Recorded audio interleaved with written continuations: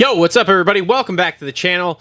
We're back for off-season videos here. Off-season races, we're going to talk about all of it. I have a whole lineup of videos here I'm about to record, so everybody stay tuned. And I just want to thank y'all for tuning in. Before we get started here, just want to thank everybody who's on board with us here through this off-season. So all these off-season videos are going to be presented by Complete Racing Solutions. And this month, we are going to be highlighting their nutrition bundles for health, healing, and performance. These are supplement bundles you can find on CoachRobStore.com. And the Coach Rob and Complete Racing Solutions there, they strive to make you the healthiest person / best performing athlete you possibly can be. All their supplements are of the highest quality with no fillers or additives there, and I can attest to that. I use their energy fuel drink there, especially during the summer when it's really hot, and the thing is awesome. It doesn't make me feel any sort of way like some of the other supplements that I've tried taking / have taken over the years / kind of continue to take in different ways for different things. So their stuff is absolutely excellent if you want to be a super high performing athlete or just a healthy person in general. So make sure to check out CoachRobStore.com. When you buy the bundles versus buying things individually, you'll save upwards of 30 to 35%. So make sure to check those out. Now, also one other thing here for anybody, we do have the members area. We have a handful of members already, so thank you all who have joined. This October here, we are going to be running a special giveaway for members who sign up. So anyone who joins our members area on the YouTube here, which you're going to get the show recordings live starting in for the 2025 season. So you'll get live recordings of all the recap shows, the wrap-up shows that we do once the racing starts. You're also going to get early access to all of these off-season videos here. I've already kind of started doing that for the members, where you will get the video will go up. It will be done. You guys will get at least 24 hours early access on most of them. So you can join the members area, like I said, in either division. We have a 99 as low as 99 cents, and we also have a $4.99 division. The $4.99 division gets you a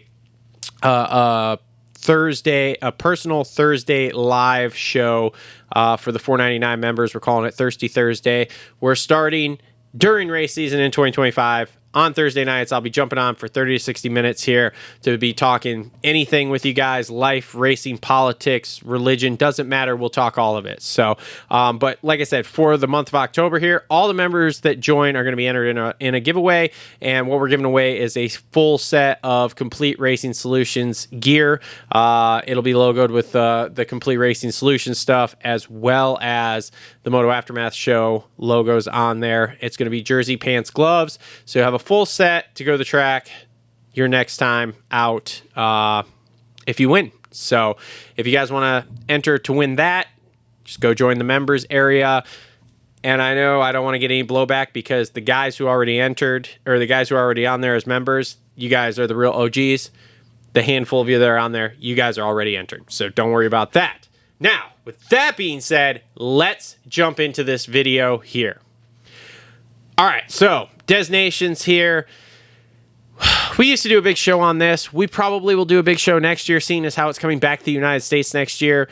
But for me personally, this race just doesn't have quite the luster as it did in previous years. Kind of once we went through the COVID years there, it got a little funkety for me. Because we had years where USA didn't go. We had years that we were sending basically like guys on guys below where we really should have been sending them. And so it's just one of those things that it's a neat race. If it is local to you, I highly recommend going. But for me personally, I don't change my whole schedule around to watch this race after our season's over. So it's kind of a weird one-off race because you got the three different guys who ride, and basically anything can happen. Kind of like this year here.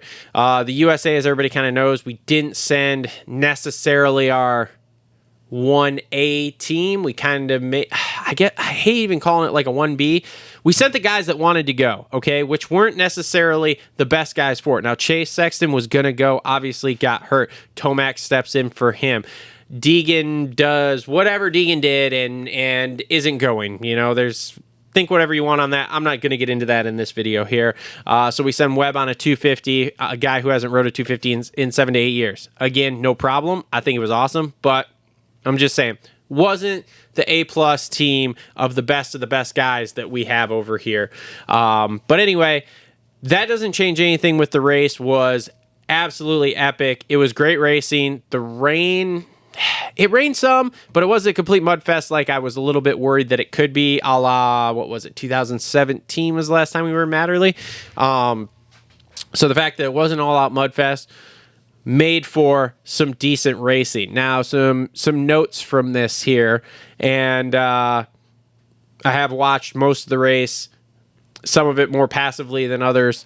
I've watched tons of interviews. I've watched tons of replays. I've watched tons of clips, so I have a good grasp, I'll say, here on this.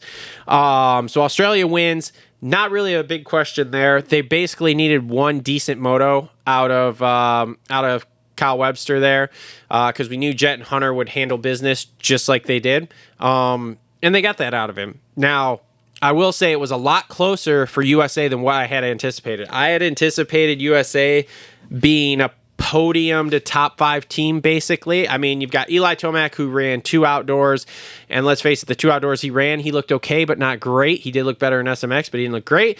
You had Cooper Webb, who hasn't rode a 250 in 7-8 years, and only ran 1 outdoors this year. And then you had Aaron Plessinger, who did really, really well for us in outdoors here, but then ends up getting hurt in the first SMX race there, and has basically been hurt the whole time. So, little interesting kind of deal with the team here as to what was really going to happen and how it was really going to go. But man, those guys, they did great, in my opinion. They did great. To finish second, and I think we only lost by a point. I don't know, I have the results pulled up here, but I believe it was only a point or two we lost by. Absolutely insane, for as much as we kind of threw this team together last second. I will say, and I'm going to state this, and some people are going to like it, and some people aren't, and I assume most of the digging people aren't going to like it, because this is going to be some major... This should be the team, in my opinion, that goes next year to Ironman. Plain and simple. These guys all stepped up. They all wanted it. They wanted to represent the country and spend their money and their time to go overseas to do this. And when they weren't really sure where they were even going to finish, and they did it, and look at what they did. So now if you take these guys next year and you say, hey, you 3 are it. You're going, same thing. If everybody's cool with it, we're going to do the same exact thing. Boom. I mean, and you give these guys all year to kind of prepare for it, essentially. These guys could win. These guys could win. I will tell you right now, Eli Tomac was not thrilled on that second place finish. Not thrilled. Everybody else, I think, was okay with it. He was not thrilled. I assume Cooper Webb was also not okay with it. I haven't seen an interview with him yet, but Webb is usually there to win it. It was very interesting to me. Let's put it this way. Tomac did exactly what I think he told Webb, let's go kick some ass. That was what Tomac was going there to do. He was going there to kick some ass. And he rode great. He rode absolutely great. He did everything that he needed to do and more. And it was, I think, as good as you could possibly hope for him going in there. Especially with it being kind of a last second thing. Excuse me. So as far as the U.S. goes, I think it was great. Like I said, I still think this should be the 2025 team. I think those guys deserve that, and I think they deserve to go to Ironman and kick ass and take names. So we'll see how that goes. I'm sure that's not exactly how it's going to go because of politics and things like that in the industry, but that's what I would like to see. As I said, Australia winning wasn't really a surprise. They were in the talk of it. They were one of those that they could have got 5th place, and I'd have said, okay, they could have won like they did, and I was kind of like, okay. Wasn't really a surprise there. It's been a long time coming for them. It was great to see, just for all the Australian guys like Burner and Reedy and them who went and tried so many times. It's cool to actually see Australia win for the first time, so that was pretty cool. Dude, the Timmy G and Jett battle there at the end of that second moto was absolutely epic. Crazy that Timmy G got him. It's very debatable. Me and Cole and Justin were debating this morning as to who had the best ride at the race. Was it Timmy G? Was it Jett? Who was the best guy on the weekend per se? I'm, a Jett guy. I'm going to go with Jett. I mean, yeah, did Tim get him? Yeah, but Tim didn't come through the pack. Tim was up there, past Tomac and took the lead. Okay, cool. Where Jett came from a relatively bad start there in that second moto and came through. I don't know. It's up for debate. Comment down below. I'm sure you guys are going to slay me and say, oh, you're just a Jett homer, like whatever. It's fine. Prado really choked yesterday when it counted. He won the qualifying race, which I thought was really good. But then after that, he really choked. He just didn't have anything yesterday at all, period, end of discussion. And anybody see the low-key heat that Herlings kind of threw at Jett? He did an interview with Vital with Lewis Phillips there, and he basically said he was like, dude, he wasn't as fast as I thought he was going to be, which was super interesting to hear. He then proceeded to backpedal and say, oh, but I'm still a huge Jett fan and he's still really good or whatever. But it was just interesting to me to hear him say like, hey, I really thought he was going to be faster and he wasn't. So I don't really know what to make of that. I'm not 100% sure he was throwing full-blown shade, but it was a little bit of shade, so it's a weird thing. I don't know. Go listen to it. Comment what you think. It's weird. And I guess the only other thing I have is like the kind of weird question of, so Vial goes out on Saturday, wins the MX2 class, right? For the qualifying race.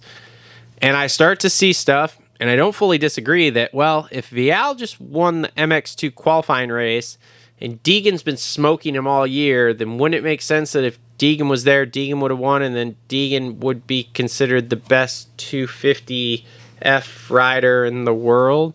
Because everybody really thought that Kyle Wolf was going to put it to everybody, and he didn't. That's an interesting kind of thing. But again, how much do you really take for this? Because the weekend that this race is, the weather always sucks. I'm sure it's going to be shit next year in Ironman. Like, there's no way we get lucky like it is right now where it's like beautiful weather up here.